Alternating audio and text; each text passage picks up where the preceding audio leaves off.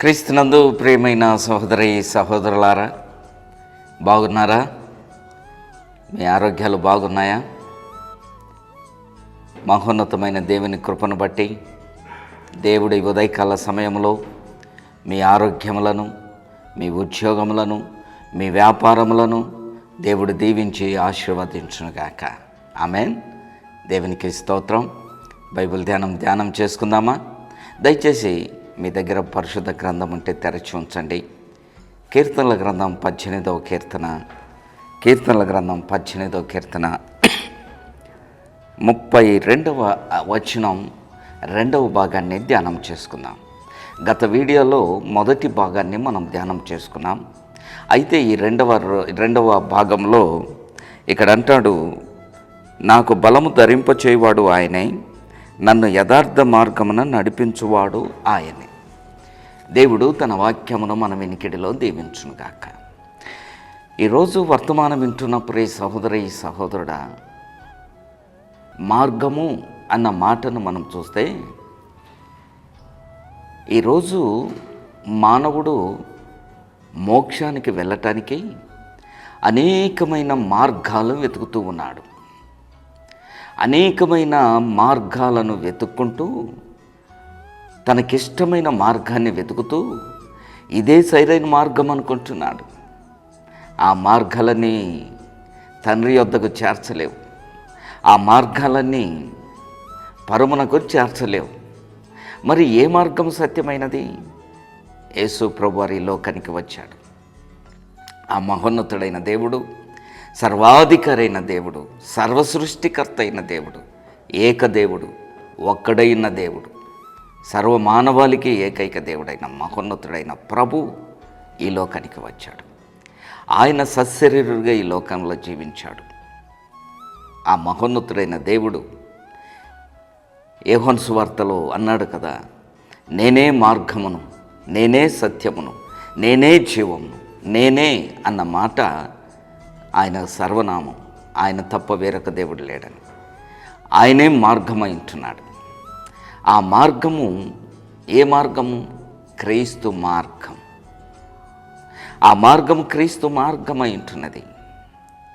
అందుకనే అపోస్తుల కార్యముల గ్రంథము చదువుతున్నప్పుడు ఆదిమ సంఘం అప్పుడప్పుడే ఎదుగుతున్న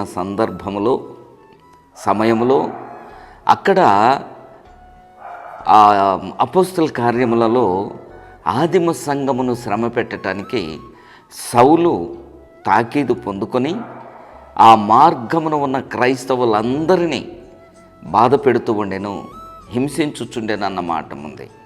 ఆ మార్గం అంటే క్రీస్తు మార్గం.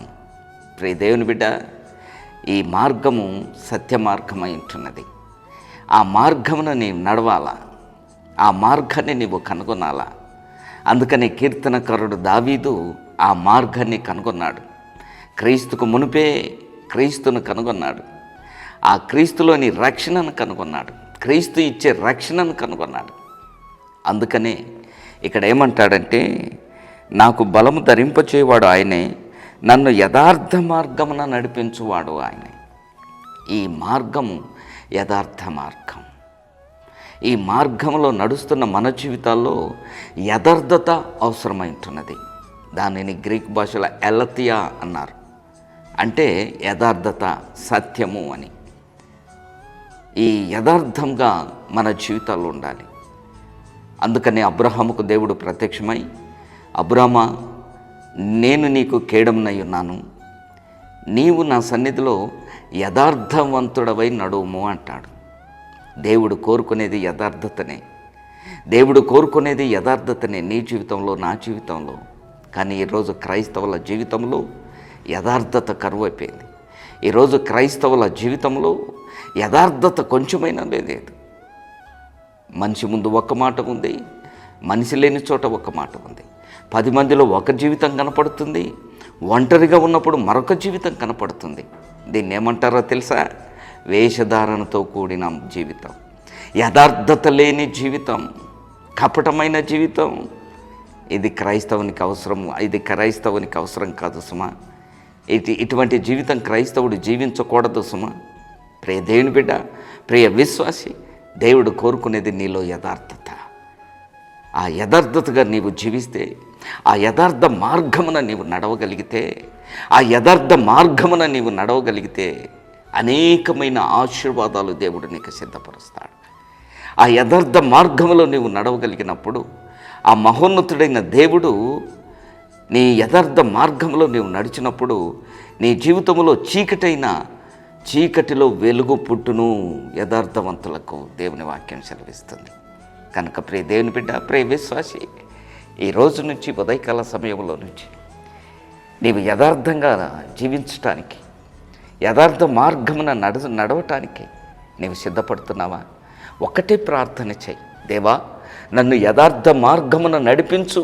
దావీదు అన్నాడు కదా, నాకు బలము ధరింపచేవాడు ఆయనే, నన్ను యథార్థ మార్గమున నడిపించువాడు ఆయనే. నువ్వు ఒకవేళ యథార్థ మార్గమున నడవాలని ఆశపడితే ఆయన చేయి పట్టి నిన్ను బలపరిచి నిన్ను నడిపేస్తాడు. నడవటానికి సిద్ధపడుతున్నావా? నీ జీవితంలో యథార్థత అనేది అవసరమని నీవు గ్రహించగలిగావా? అయితే తలలు వంచు, ప్రార్థన చేస్తా. పరిశుద్ధుడైన తండ్రి, మహోన్నతుడైన దేవ, మహాగణుడ, మీ పరిశుద్ధ ఘనమైన మహోన్నతమైన నామానికి కృతజ్ఞతాస్తుతులు స్తోత్రములు చెల్లిస్తూ ఉన్నాం. అవును ప్రభువా, మా జీవితాల్లో యథార్థ మార్గమున నడవాలని మేము ఆశపడుతున్నాం. మమ్మను నడిపించువాడవు నీవైనాం ప్రభువా. అందును బట్టి మీకు వందనాలు. నీ కృపచేత ఆశీర్వదించి, నీ కృపచేత బలపరిచి నడిపించుమని నజరేయుడైన యేసయ్య నామమున అడుగుచున్నాము తండ్రి. Amen, amen. God bless you. ప్రభు నిన్ను దీవించును గాక.